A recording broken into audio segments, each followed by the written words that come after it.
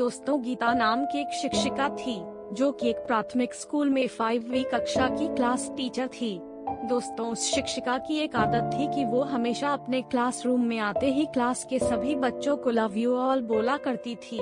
लेकिन वह शिक्षिका अंदर ही अंदर जानती थी कि वो सत्य नहीं बोल रही है, क्योंकि वह शिक्षिका अपने क्लास के सभी बच्चों से एक जैसा प्रेम नहीं करती थी। दोस्तों, उस क्लासरूम में एक ऐसा बच्चा था जो उस शिक्षिका को बिल्कुल भी पसंद नहीं था और उस बच्चे का नाम संजू था।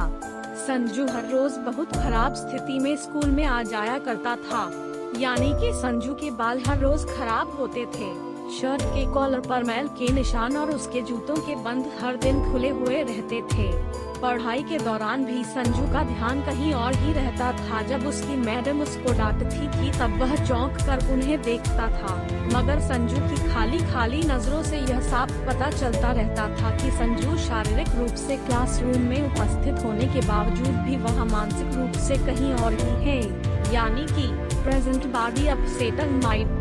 धीरे धीरे उस शिक्षिका को संजू से बहुत नफरत सी होने लगी और क्लासरूम में घुसते ही संजू अपनी शिक्षिका की आलोचनाओं का निशाना बनने लगता था। बुराई के उदाहरण संजू के नाम पर किए जाते थे और क्लासरूम में स्थित सभी बच्चे संजू पर खिलखिलाकर हंसते रहते थे और वो शिक्षिका हर रोज संजू को अपमानित महसूस करके संतोष प्राप्त करती रहती थी और संजू ने भी कभी किसी बात का कभी कोई जवाब भी नहीं दिया। दोस्तों, एक बेजान पत्थर की तरह संजू उसकी मैडम को लगता था, जिसके भीतर आत्मा नाम की कोई चीज ही नहीं थी। संजू अपनी मैडम की प्रत्येक डांट और सजा के जवाब में वो उन्हें बस खाली नजरों से देखता रहता था और अपना सिर झुका लेता था। अब मैडम को संजू से गंभीर नफरत हो चुकी थी। अब पहला सेमेस्टर समाप्त हो गया था और प्रगति रिपोर्ट बनवाने का समय आ चुका था, तो उस शिक्षिका ने संजू की प्रगति रिपोर्ट में बहुत सारी बुरी बातें लिख दी जो सब संजू में थी। फिर मैडम ने हेडमास्टर जी से कहा, मैं आपसे माफी मांगती हूँ सर, लेकिन संजू एक बिल्कुल ही अशिष्ट और बहुत निकम्मा बच्चा है और मुझे नहीं लगता कि मैं उसके प्रगति रिपोर्ट में उसकी प्रगति के बारे में कुछ लिख सकती हूँ। फिर मैडम घृणित लहजे में बोलकर वहाँ से उठकर चली गई। उसके अगले ही दिन हेडमास्टर ने एक विचार किया और उन्होंने चपरासी के हाथ मैडम की टेबल पर संजू की पिछले सालों की प्रगति रिपोर्ट रखवा दी। उसके अगले दिन जब मैडम ने अपने क्लासरूम में प्रवेश किया तो उनकी नजर संजू की पिछले साल की प्रगति रिपोर्ट पर पड़ी। मैडम ने उसे पलटकर देखा तो उन्हें यह पता लग गया कि यह संजू की प्रगति रिपोर्ट है। मैडम ने सोचा कि पिछली कक्षा में भी संजू ने यही गुल खिलाए होंगे और उन्होंने संजू की कक्षा 3 की रिपोर्ट खोल ली और रिपोर्ट में टिप्पणी पढ़कर मैडम की आश्चर्य की कोई सीमा ही न रही, क्योंकि जब उन्होंने देखा कि प्रगति रिपोर्ट संजू की तारीफों से भरी पड़ी है। संजू जैसा होशियार बच्चा हमने आज तक नहीं देखा और संजू बेहद ही संवेदनशील बच्चा है और वो अपने मित्रों और शिक्षकों से बेहद लगाव रखता है। अंतिम सेमेस्टर में भी राजू ने प्रथम स्थान प्राप्त कर लिया है। यह सब उस प्रगति रिपोर्ट में लिखा हुआ था। फिर मैडम ने अनिश्चित स्थिति में संजू की कक्षा 4 की रिपोर्ट खोल ली। संजू ने अपनी मां की बीमारी का बेहद प्रभाव लिया और उसका ध्यान पढ़ाई से हट रहा है। संजू की मां को कैंसर हुआ है और घर पर उसका ध्यान रखने के लिए कोई नहीं है, जिसका गहरा प्रभाव संजू की पढ़ाई पर पड़ा है। यह सब कक्षा 4 की प्रगति रिपोर्ट में लिखा हुआ था और नीचे हेडमास्टर ने यह भी लिखा हुआ था कि संजू की मां अब मर चुकी है और इसके साथ ही संजू के जीवन की चमक भी और रौनक भी कहीं चली गई है। इसीलिए संजू को बचाना होगा, इससे पहले कि बहुत देर हो जाए। यह सब पढ़कर संजू की क्लास टीचर के दिमाग पर भयानक बोझ हावी हो जाता है और उन्होंने अपने कांपते हाथों से संजू की प्रगति रिपोर्ट बंद की और मैडम की आंखों से आंसू एक के बाद एक गिरने लगे। उसके अगले ही दिन संजू की मैडम जब अपने क्लासरूम में आई तो उन्होंने अपनी आदत के अनुसार अपना हर रोज का वो वाक्यांश आई लव यू ऑल फिर से दोहराया।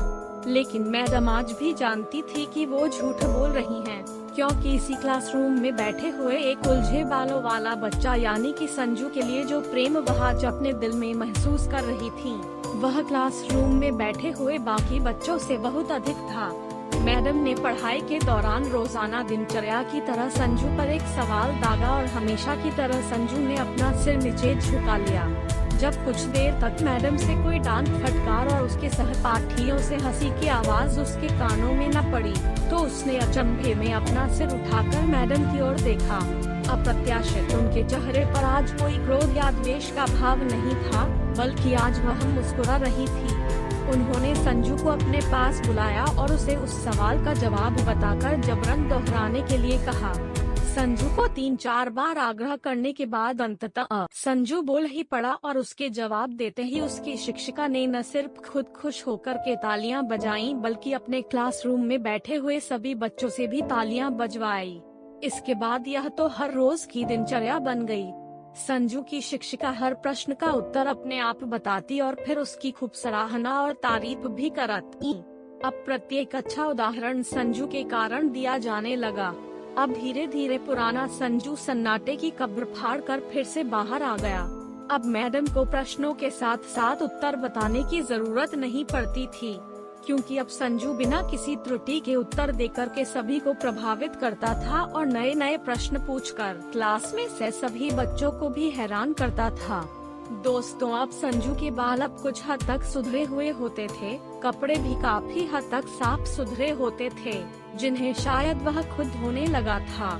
देखते ही देखते साल समाप्त हो गया और संजू ने अपने क्लास में दूसरा स्थान हासिल कर लिया, यानी कि संजू अब दूसरी स्कूल में दाखिले के लिए तैयार था। 5वीं कक्षा के विदाई समारोह में सभी बच्चे अपने क्लास टीचर के लिए सुंदर सुंदर उपहार लेकर आए और मैडम की टेबल पर ढेर लग गया। दोस्तों, इन खूबसूरती से पैक हुए उपहारों में एक पुराने अखबार में बदतर तरीके से पैक हुआ एक उपहार भी पड़ा हुआ था। बच्चे उसे देखकर हंस रहे थे और किसी को यह जानने में देर न लगी कि यह उपहार संजू ने ही लाया होगा। मैडम ने उपहार के उस छोटे से पहाड़ में से लपक कर संजू के द्वारा लाए गए उपहार को निकाल लिया और उसे खोलकर देख लिया। उस उपहार के अंदर एक महिलाओं के द्वारा यूज करने वाली इत्र की आधी यूज की हुई शीशी थी और एक हाथ में पहनने वाला एक बड़ा सा कंगन था, जिसके ज्यादातर मोती झड़ चुके थे। मैडम ने चुपचाप उस इत्र को खुद पर छिड़का और हाथ में उस बड़े से कंगन को पहन लिया। यह दृश्य देखकर सब बच्चे हैरान रह गए, खुद संजू भी। आखिर संजू से यह रहा न गया और वो अपने मैडम के पास गया और खड़ा हो गया। उसके कुछ देर बाद उसने अटक अटक कर मैडम से बोला कि आज आप में से मेरी माँ जैसी खुशबू आ रही है। इतना सुनकर मैडम की आंखों में आंसू आ गए और मैडम ने संजू को अपने गले से लगा लिया और अब संजू दूसरी स्कूल में जाने वाला था और अब उसने दूसरे स्कूल में दाखिला भी ले लिया था। समय बीतने लगा और दिन सप्ताह महीने में और महीने साल में बदलते गए, लेकिन हर साल के अंत में मैडम को संजू से एक पत्र नियमित रूप से प्राप्त होता था, जिसमें लिखा हुआ होता था कि इस साल में कई नए शिक्षकों से मिला, लेकिन मैडम आप जैसा कोई नहीं था। फिर संजू की पढ़ाई समाप्त हो गई और पत्रों का सिलसिला भी समाप्त हो गया। कई साल गुजरने के बाद मैडम अपने काम से रिटायर हो गयीं।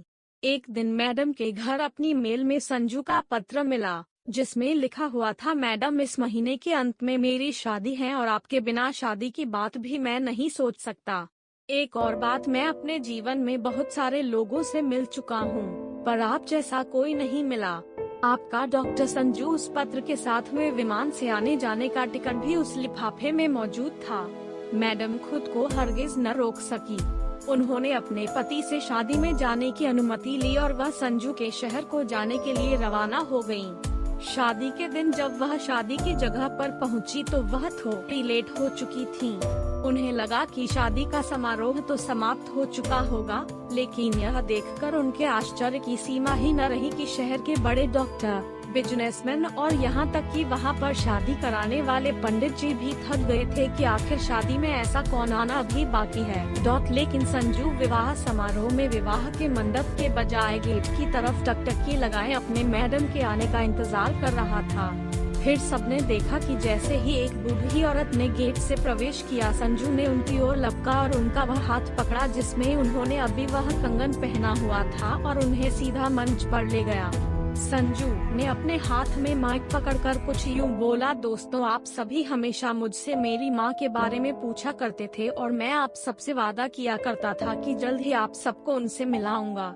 ध्यान से देखो, यह मेरी प्यारी सी माँ है और दुनिया की सबसे अच्छी है और यह मेरी माँ है।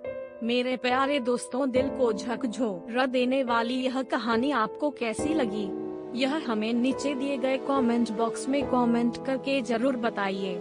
साथ ही इस रुलाने वाली कहानी को अपने दोस्तों के साथ फेसबुक, व्हाट्सएप और टेलीग्राम पर अवश्य शेयर कीजिएगा। दोस्तों, हमारे साथ ऐसे ही जुड़े रहने के लिए आप हमारे YouTube channel Buddha motive official को सब्सक्राइब करें। Thank you.